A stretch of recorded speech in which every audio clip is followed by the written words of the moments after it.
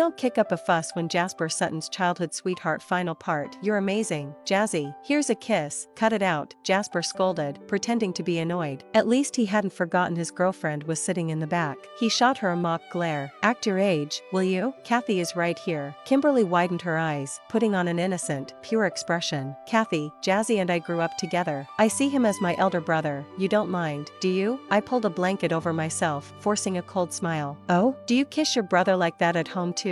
Kimberly immediately put on a pitiful look. Jazzy, see? I told you Kathy doesn't like me. Maybe I shouldn't go. I don't want to upset her. Jasper frowned right away. Enough, Catherine. You're 2 years older than Kimmy. Can't you be a little more mature? She's just a kid at heart, spoiled and playful. Why do you have to be so harsh? In that instant, I didn't even have the strength to argue anymore. Be more generous, huh? Sure. But in the future, I hope you would be just as generous too. Beneath the cover of the blanket, my leg pressed even tighter against Jonathan's.